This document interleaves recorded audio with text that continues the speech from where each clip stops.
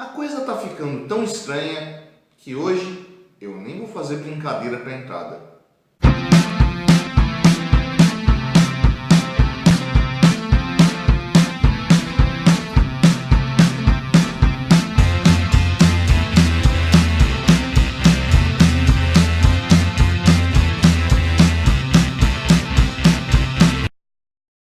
E a videoaula de hoje é sobre terrorismo. Um tema bastante complicado de se trabalhar. Eu já pensei em outras vezes em falar sobre o que é isso, né? Mas não existem grandes fontes que a gente possa estabelecer uma definição do que é isso.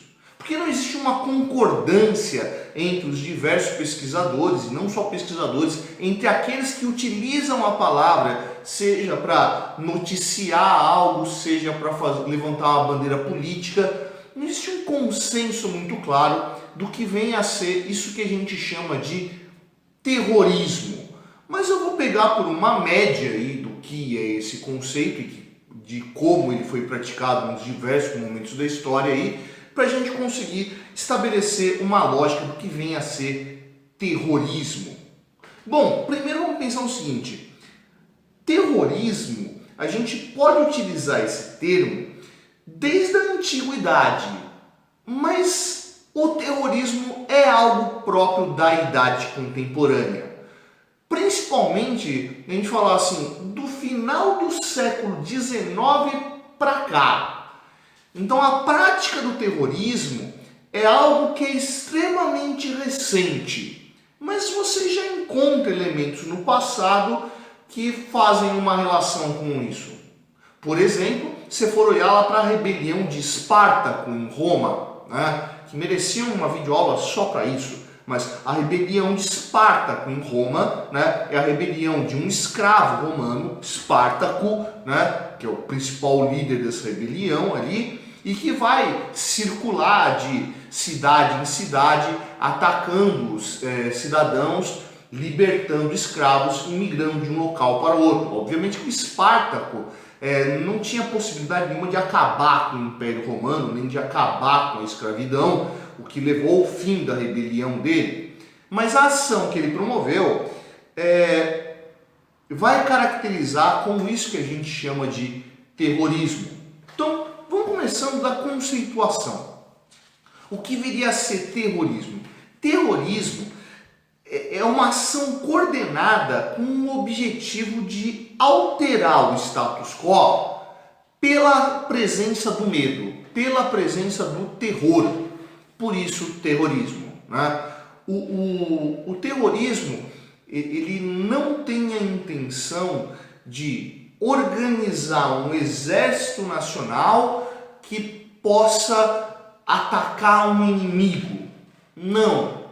Talvez essa seja a principal marca do terrorismo, né? Uma coisa é você falar sobre uma guerra, né? Uma suposição: Brasil entra em guerra contra a Argentina, o país aqui do lado. Então vai lá o exército brasileiro lutar contra o exército argentino num conflito entre os dois estados, e você reconhece bem quais são os lados da questão, quem são os grupos que estão embatendo um contra o outro. E no terrorismo? O terrorismo, ele parte de uma massa anônima. Ah, peraí, Fábio, se a gente falar, por exemplo, de Osama Bin Laden, né? Osama Bin Laden era um terrorista, ele não era uma massa anônima, ele era uma pessoa reconhecível, ele pertencia à Al-Qaeda, né? A Al-Qaeda era um grupo paramilitar, né, que promovia ações como o 11 de setembro, o ataque às torres gêmeas do World Trade Center. Então não estamos falando de anonimato? Pois é. Apesar de movimentos terroristas poderem ter líderes muito bem definidos, né, cabeças-chave, nomes, quem é que participa dessa ação pertence a essa massa anônima irreconhecível. É só a gente parar para pensar e ver o que foi ali, por exemplo, o estopim da Primeira Guerra Mundial, né, o assassinato do arquiduque Francisco Ferdinando.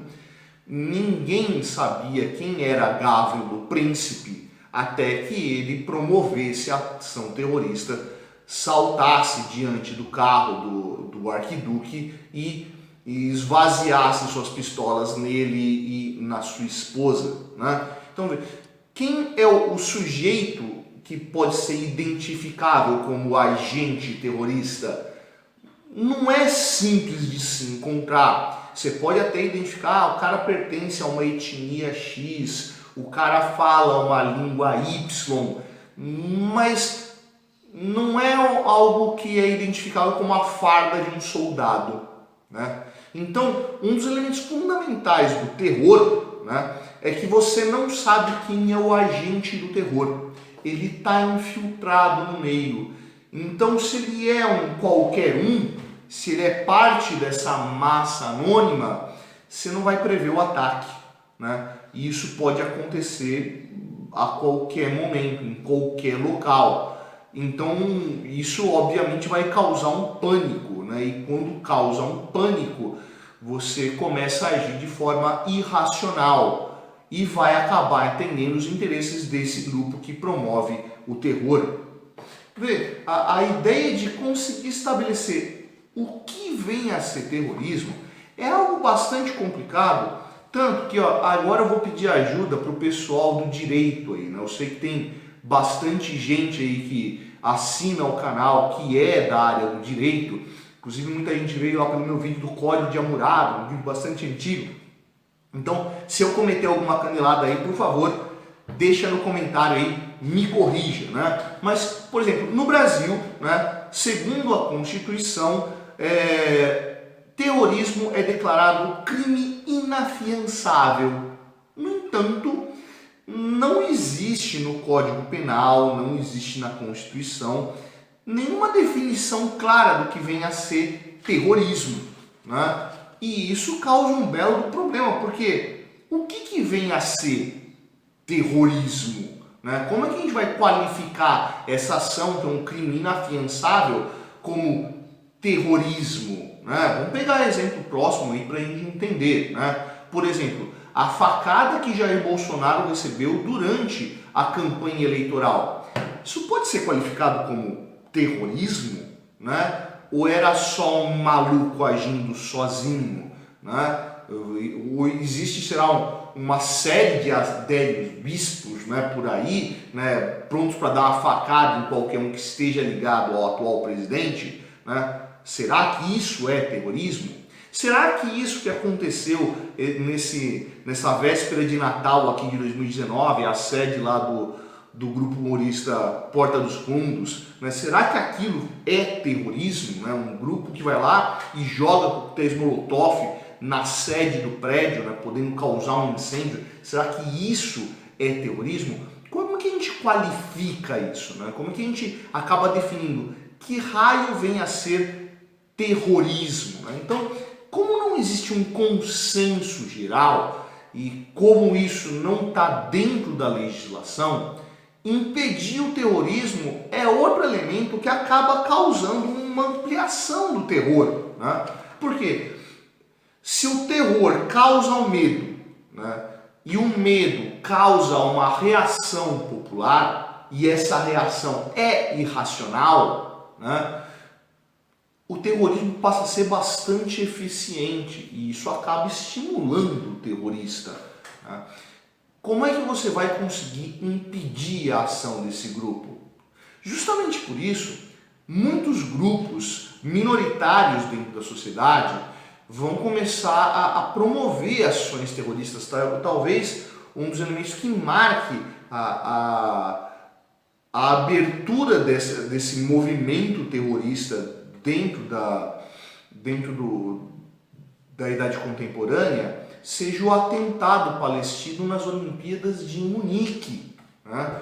Então, um grupo anônimo, né, vai lá e invade a Vila Olímpica e promove uma ação de terror junto dos atletas participando das Olimpíadas, né, por causa da questão palestina em Israel. Com quem estamos negociando, né? O que esse grupo deseja? Como a gente pode dialogar com ele? Não há diálogo, né? Diante da ação terrorista, não existe diálogo. Cumpra-se ou as ações vão continuar existindo e vamos causar medo. Volta a elementos que a gente tem na história recente do Brasil. Vamos lembrando lá das manifestações lá de 2012, 2013, né, que vão culminar depois no impeachment da Dilma, que começam lá com o aumento das passagens de ônibus nas grandes capitais aí, que vai se espalhar pelo Brasil, onde vai aparecer lá os black blocs, né? Será que a gente consegue configurar os black blocs como um grupo terrorista? Né? Porque eles destruíam patrimônio privado, incendiavam bancos, incendiavam carros, né, atacavam patrimônio público, né, e tudo isso pressionando para que houvesse uma alteração no status quo. Né? Estamos negociando com quem? Né? Apareceu lá um grupo de hackers, né, que vai usar a própria imagem do terrorismo no nome, né, que era o Anonymous. Né? Se é um grupo anônimo, com quem a gente negocia? Percebe que o elemento do terror, existe um buraco no diálogo. Né? A fala é unilateral. O terrorista impõe o terror e não tem espaço para que aquele que é ameaçado pelo terror possa dar a devolutiva, possa negociar um meio termo.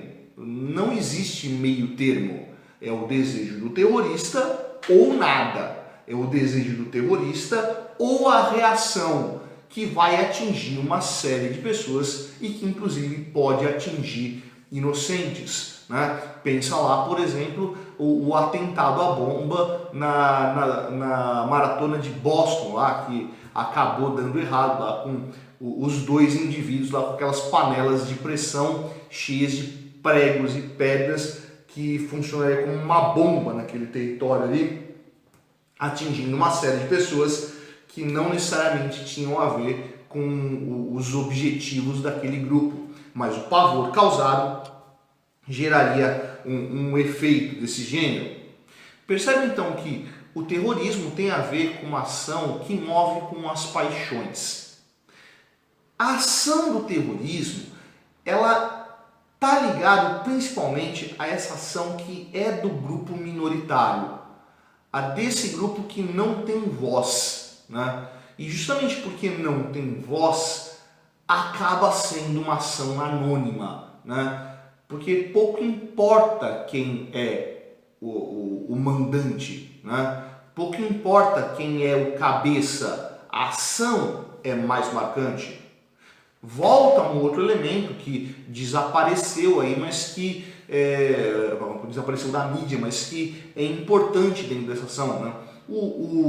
O Exército Zapatista de Libertação Nacional no México, né? Vai dar uma consultada em quem aí é o subcomandante Marcos. Será que o Exército Zapatista a gente poderia configurar dentro desse movimento terrorista?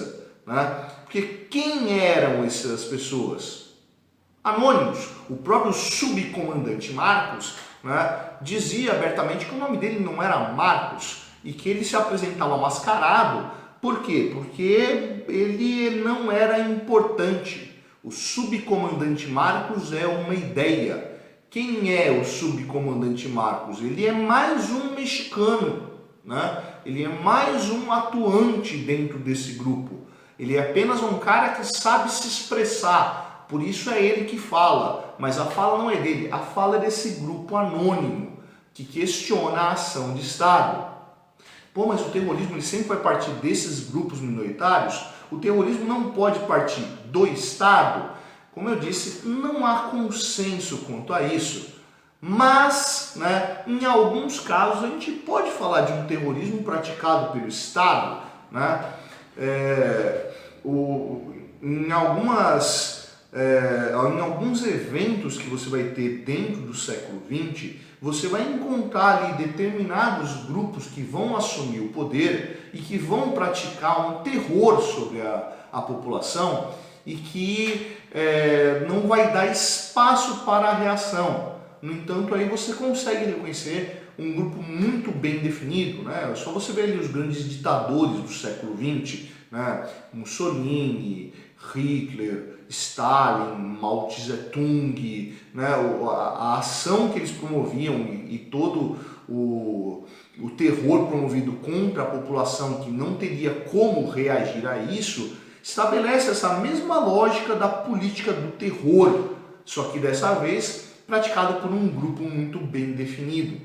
Então o terror acabou sendo uma ação que se popularizou entre esses grupos minoritários, geralmente com uma identidade nacionalista, com uma identidade étnica muito forte, que cria um agregar desses membros que vão lutar contra um status quo, numa ação que nunca é silenciosa, mas que não se reconhece claramente quais são os agentes até que a ação seja promovida, causando, portanto, o medo e a necessidade da reação a isso. E aí, curtiu o áudio de hoje? Se curtiu, vai lá embaixo, não curtir, não curtiu, vai lá embaixo, não discutir. Essa é a Prancheta do Suetônio, eu sou o professor Fábio e você, meu amigo, você deveria estar estudando.